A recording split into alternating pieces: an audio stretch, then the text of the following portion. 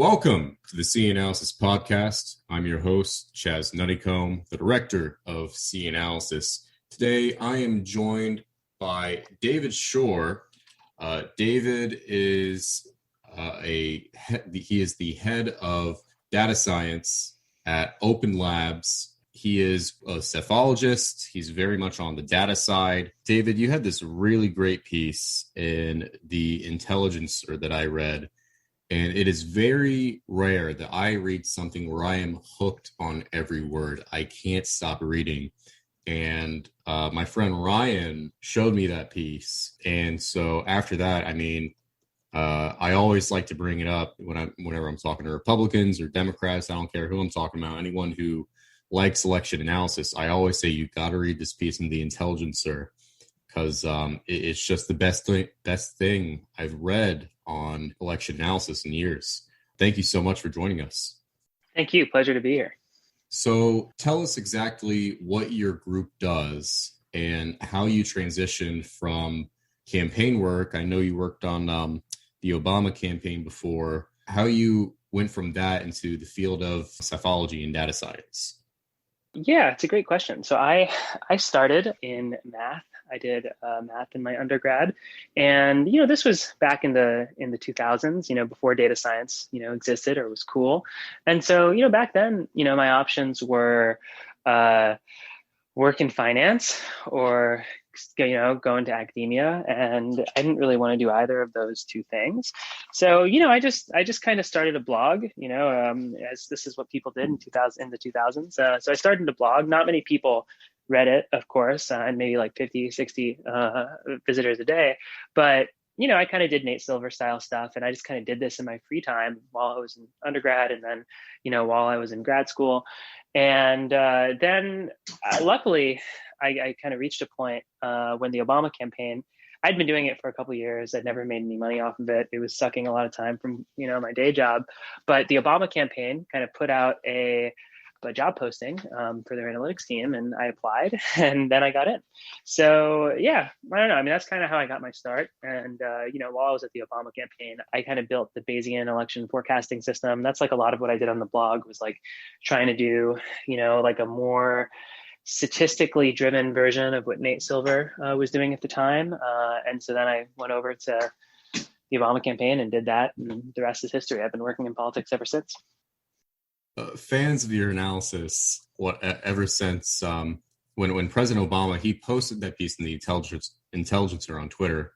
I remember that was our first interaction. I sent the piece to you in case you hadn't seen it yet, but I remember reading the replies and people said, Obama is shore-pilled. What is, in your view, the shore pill?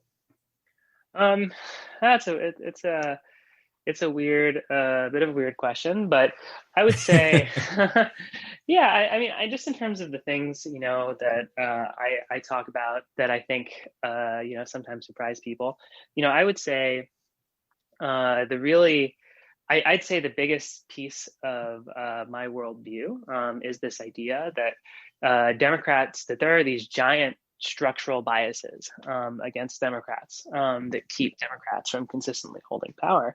I think a lot of people, see that we won in 2020. They see that we had managed to win the trifecta. And, I think that makes them optimistic. And I think that optimism in politics is a really dangerous force. I think that's probably where the pill analogy comes from. I've just seen from my 10 years working in politics that, a lot of people who work in politics, they really convince themselves that things are going to be good, that the future is bright, that the future belongs to us. And I think that, that it's actually very dangerous because it prevents people, like it's insidious, it's sinister, in that it prevents people from taking actions that would, that would be costly, or that, and acknowledging that there are trade-offs. And so just to talk a little bit about, this structural hole that Democrats face, the reality of the last, there's kind of two big trends. The first is that if you measure the bias of our institutions, the American political system heavily overweights the views of non-college whites. And this is a group that unfortunately has trended tremendously against Democrats. This is a trend that's been happening for 40 years, but in 2016, there was a real trend break, that they swung roughly 10% against us. And, in lower income levels, the swing was even higher. If you look at, just for example, white working class, white voters without a college degree who make less than $25,000 a year, that's a group that Obama won, and a group at the same time that Trump won by 30 in 2020. And so that creates real problems. It used to be that the Electoral College actually favored Democrats, in 2012, but in 2020, Joe Biden won, got 52.3% of the two-party vote. And if he had gotten 52, if he had done 0.3% worse, Donald Trump would be president, and they probably, Republicans would control the Senate and potentially the House. So it's a real problem. The Senate's even worse. I think if you look, if you just do if we get roughly 50% of the vote in 2022, which would be one of the best midterm, I think the second best midterm to happen in the last 40 years, and then 50% of the vote in 2024, Republicans would have out nearly 60 Senate seats. So there are real structural biases that exist against Democrats that I think people don't want to acknowledge. And that means that we have to be really careful about what we say and don't say. In the piece in the Intelligencer I mentioned, you talked about minority groups that swung right, but what are some minority groups that swung left and why, including subgroups? Yeah, I just to go through all the groups, college educated whites swung toward us. That was the bright spot. Non-college whites probably stayed about the same. Maybe they swung toward us by about 1%, but college educated whites, it's hard to tell. The polls were wrong, but my best guess is that they swung something like 7 points toward us. And that's wild. If you look at, some of these places in the Atlanta suburbs, and I'm sure, you spend a lot of time staring at maps. And so you've seen this yourself, all of these affluent, all of these affluent suburbs just shot toward us. And that's what I think drove me nuts about a lot of the, initial discourse around what happened in the election. People want to praise Fair Fight and Stacey Abrams and all this other stuff. And the reality of what happened is that non-white voters swung heavily against us. Working class white voters stayed exactly where we were. And the only reason why we won was that there was this 7.7 percentage points, that's 14 points in margin shift among college educated white voters.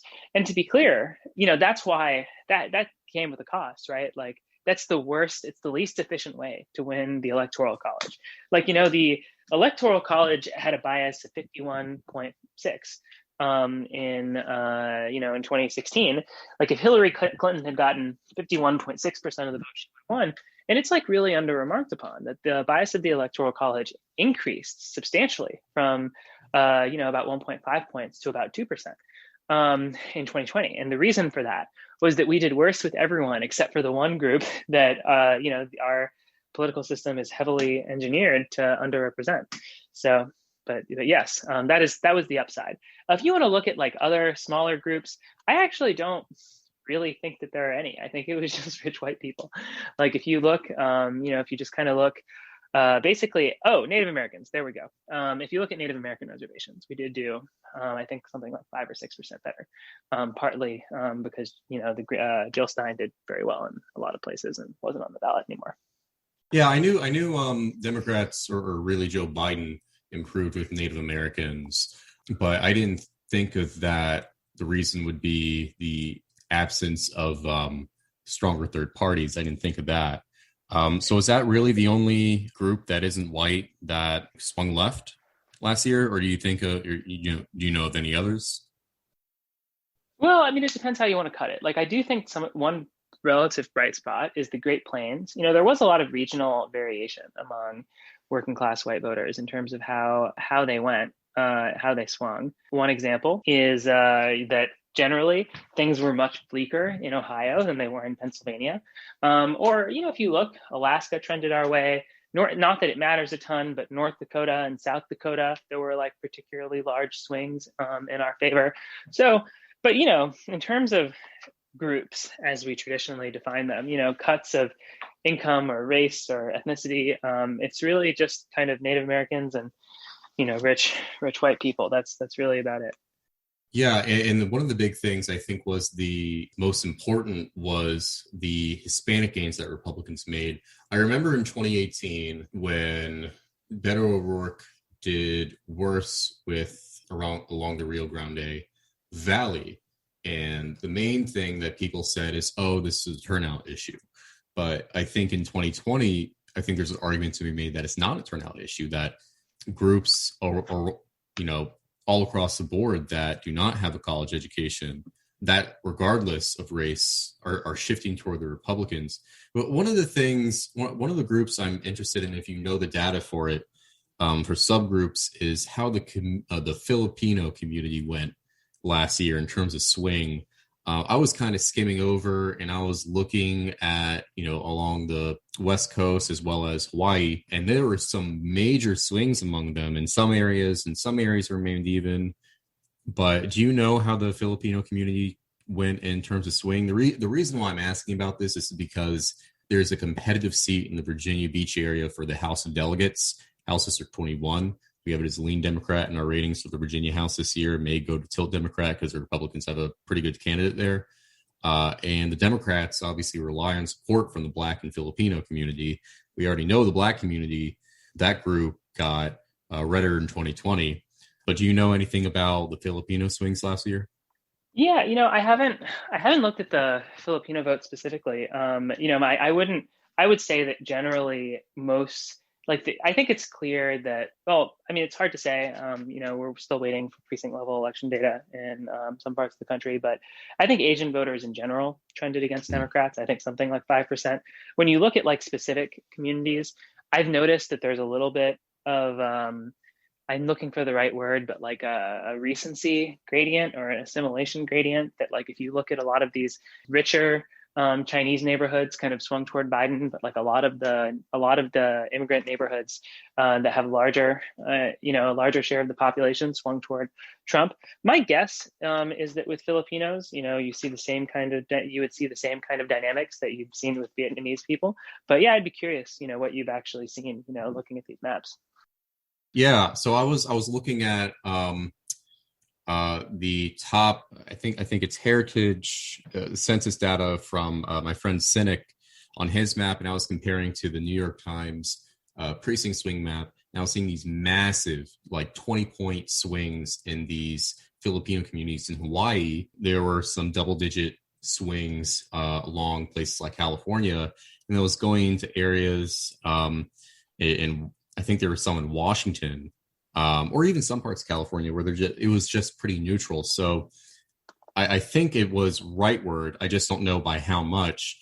I would love to know what it is for Virginia, but the thing is that there isn't really any precinct swing map because we have this terrible system of where we have county-wide absentee precincts. We're supposed to phase out of that 2 years from now, supposedly, at least, and I'm very looking forward to that.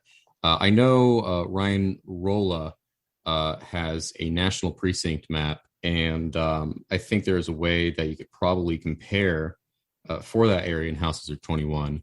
But anyway, so I remember you saying recently in a podcast that one of the reasons that polling was so far off last year was white liberals being more likely to comply with the lockdown orders. And thus more likely to pick up the phone as conservatives were out and about. And when I heard that, I think you were on a podcast, a friend of mine's podcast. I paused it and I was like, "Wow, that makes so much sense. It hurts." Like, I mean, it was such a big polling error, not just the usual one. It's not to say that polling will suddenly become more incredibly accurate once the lockdown orders are lifted and things go, quote, back to normal. I know, as you know, and I think you mentioned in the podcast that there was a Democratic bias in polling for 2014, 2016, as we all know, but even 2018. I think a lot of people are misremembering 2018 as like the polls were pinpoint accurate. They didn't have any misses. But if that were the case, if I recall correctly, I think if the polls and forecasters were right, then Claire McCaskill and Joe Donnelly would still be in the Senate. And then, of course, there's Florida. And there were some other misses as well. but it wasn't as big as 2016. So I think that's why people are misremembering. So I Can you actually, go ahead. yeah, I just had that. I just couldn't even wait. I wanted to correct the record. No, I mean, what drives me nuts about this is I think that people look at the overall number. So like in 2016 was actually a lot like 2018. If you look at state, and Nate Cohn has a great graph on this, if you look state by state, if you look at the correlation and error patterns of error in 2016 versus error in 2020, there's basically a very clear correlation that, the polls in the Midwest, like you mentioned, Missouri and Indiana, which, were big misses in both 2016 and in 2018. But also, if you look at West Virginia Senate, that was one of the largest presidential misses in 2016 and also in 2020. Yeah. Like, personally, one of my big accomplishments in my career was, I'm very proud of, was when you look at the 2018 Senate race. We our polling, because we did a big methodology change, we had the race at +1, but everyone else had the race at +12. And that was it was a real problem. If people had listened to the public polls, we would have lost that Senate race. So there's kind of a tale of two polling errors, which is that you have this state rank order where, generally speaking, people underestimated, the polls underestimate Republicans and Trumpy states and overestimate them, and less Trumpy states. And Trumpiness, could be defined by latent socioeconomic class or how much these states swung between 2012 or 2016. And then there's this totally separate error, which came from, in 2020, because the big thing about 2018 and 2016 is that the national polls were about right both times.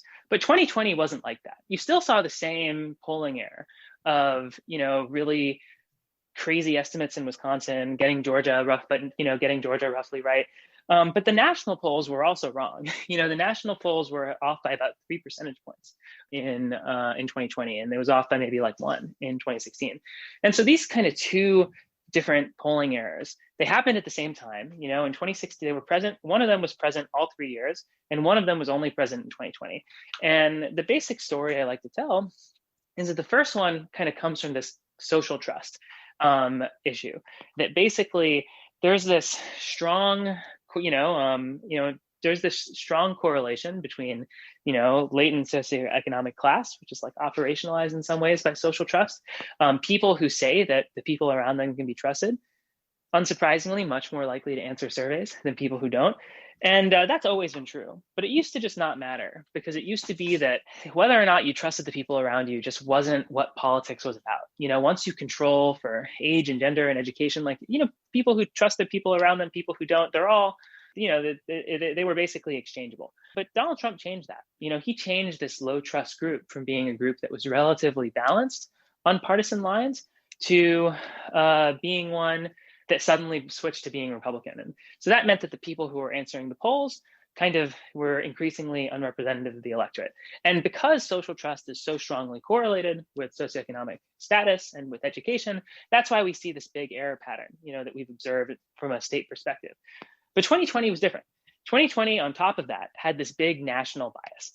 And so what caused that? And so, when we do our surveys, we can actually join people to the voter file.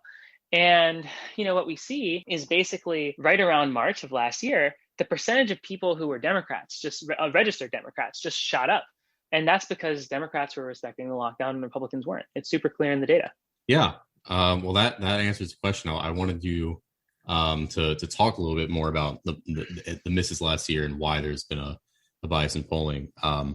It's just really fascinating to me. And I just really hope that, there's a way that the polling industry can be saved and go back to not having this consistent bias in Democratic and polling for the Democrats' favor. It's not my field of expertise. I don't have a solution for it, and I don't know that you would either. But I think, I know Frank Luntz said last year just right after the election, the polling industry's dead. I don't think that's quite the case. I think there's, the polling industry has fixed errors before. I know one of the things they did in 2018 was they started to weigh by education after they did in 2016. And I remember everyone was thinking, oh, this is the fix, or at least the conversation was saying that this was the fix for polling. And then 2020 came around. But So, well, one thing I like to tell people about our group C analysis is that we're kind of a mixture of 538 and Sabatos crystal ball because we dabble in both qualitative and quantitative cephology. Personally, you're my favorite election data guru, with G. Elliott Morris right behind you. It's rare though that you see the collaboration between the two types of cephologists. Qualitative and quantitative. The only one that comes to mind, only collaboration I can think of is when Dave Wasserman did that redistricting project, 538. I think they did that in 2017 or 2018.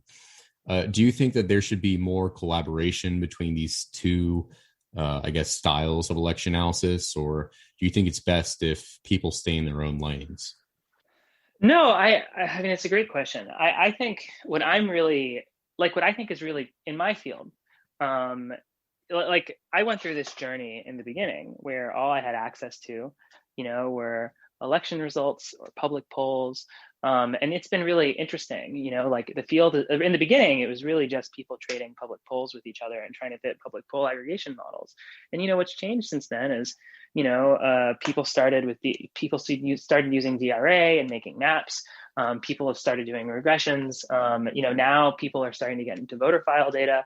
And so once I got into the private sector, doing this professionally, like there, you're really expected to have voter files and do SQL and do polling and have election results and synthesize that all together. But what's really sad about that world is that, one, a lot of that work isn't public. But I think actually bigger than that is that, I think I think that there's not as much creativity, in the professional side of things. And so watching people increasingly have access to this kind of data is really exciting, because I think as you're a great example of this. It's really empowering just to see what people have come up with. People like Dave Wasserman, people like Elliott Morris. Like there's just been a lot of creativity that I think, like, it's funny, as a professional Democrat, you would think that I would be like, oh no, this information being out there so that Republicans can learn from it is bad. But I really disagree. There's a lot of really, really smart ideas, and politics is in some ways more positive sum than you might think. And so I just watching all of that and watching how it's helped shape the conversation. And I just say one last thing on that, which is that I think that something that drives me nuts about a lot of political discourse is just this idea, is just watching people kind of talk to each other with these assumptions, these, like, in some ways very testable assumptions that are wrong. And that leads people to think that trade-offs exist that aren't really there. And I think that, as the public gets better informed, or as, that can help get rid of a lot of these myths. Like, I think the political discourse in some ways is a lot smarter, if you know where to look, than it was 10 years ago. So it's something I'm very excited about. All right, David Shor, thank you so much for coming on. Do you have anything you want to plug? Just my Twitter, David Shor, and you can see we have job openings for Open Labs R&D. And for what it's worth, if anyone ever wants to ask me any questions, my DMs are open. Very excited to chat with people. All right, thank you so much for coming on. Thank you.